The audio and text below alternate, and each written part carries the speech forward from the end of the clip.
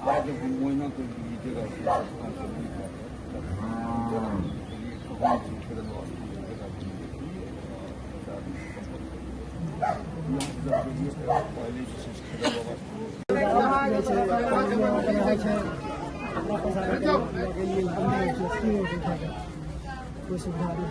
मेरा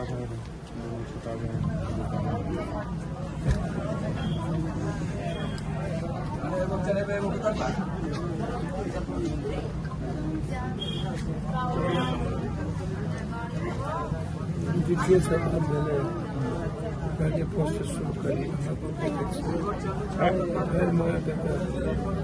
एक तो यह सबसे बड़ा प्रॉब्लम है कि सरकार इस पर ध्यान नहीं दे रही है। सरकार इस बिहार में जानवरों पर भी ध्यान नहीं दे रही है जो फसल को बर्बाद करती है, और दूसरी तरफ फसल को सड़कों पर सुखाना, जिसके चलते दर्जन नहीं सैकड़ों जाने जा रही। अब इतनी बड़ी एक घटना है, एक परिवार में तो एक ही बच्चे थे और दोनों एक ही परिवार था, मेरा फुफेरा भाई बहन था। जान बच सकती थी तीनों में से किसी न किसी का, और दो का जान बच सकता था। लेकिन इतनी संवेदनहीन समाज है, या तो मैं बार बार कहता हूं कि लोग वीडियो बना रहे थे, लोग अपने मक्के को करने लगे, लोगों ने हवा को निकाल दिया, बेटियों के गले से चेन ले लिया, उस बच्चों का मोबाइल ले लिया। अब आप समझिए कि क्या ये समाज है? जिस पैसा बेच अब निकाल लिया। हम तो शुरू से कह रहे हैं कि हम किस समाज में जी रहे हैं, किस समाज में हम आए। हम तो अभी भी मैं कह रहा हूं कि जब वार हुआ, जब इतनी संवेदनहीन, जब मैं बिहार आता हूं, काम करता हूं, घरे घर जाता हूं, घटना घटती है। कल हम परबत्ता में थे जहां एक क्रिमिनल आतंक मचा के रखे हुआ, आतंक दियरा में सबका मकई लगा हुआ है, सब किसान को गोली मार रहा है। तो भैया कहाँ हैं हम? पूरा समाज चुप है, सरकार चुप तो है ही। सरकार को कोई मतलब नहीं है कि कौन मर रहा है, कौन हर रहा है। इनकी वसूली होनी चाहिए। जब एफआईआर लॉन्च करने गया तो थाना कहता है जाइए एसपी को दीजिए, यहां नहीं लेंगे।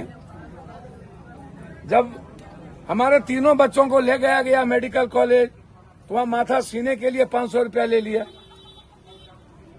सीटी स्कैन का 5000 ले लिया, एम्बुलेंस ले जाने का पैसा ले लिया।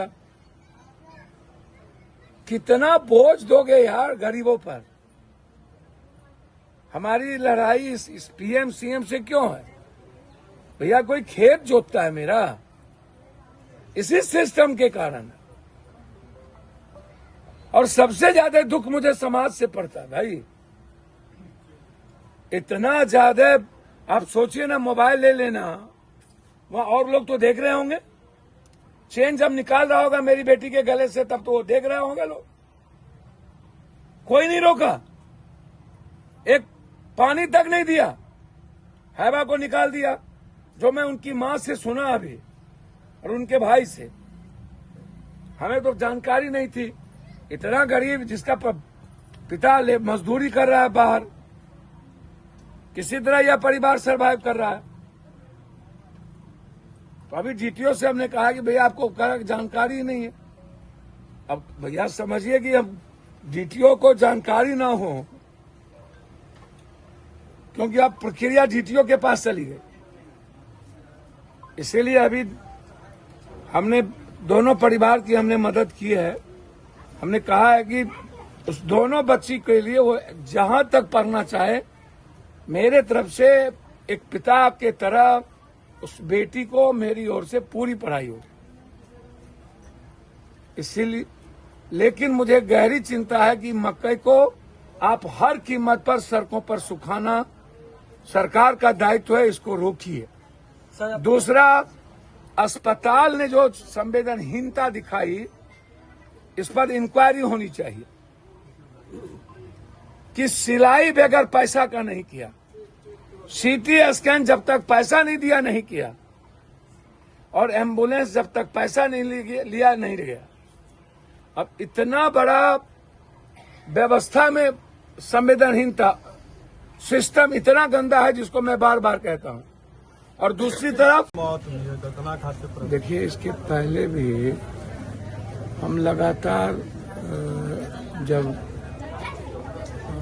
बराड़ा कोठी में इतनी बड़ी हादसा हुई, 9 लोगों की जाने गई, उस वक्त भी हम 2 घंटे के बाद उस परिवार के पास पहुंचे।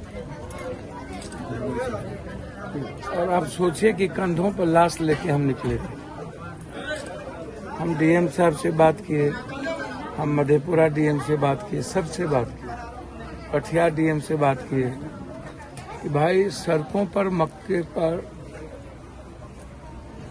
सुखाना तो बंद करवाइए, या मक्का के कारण कितनी जानें जा रही है। एक दिन 9 जान चली गई, वो इसका मतलब थोड़ी है कि जान तो डेली जा रही है। कोई दिन बाकी नहीं है जिस दिन जान नहीं जाए।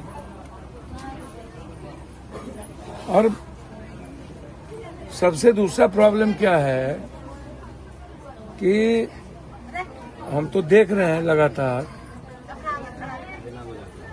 मक्के का ढेर भी सड़कों पर ही लगा हुआ।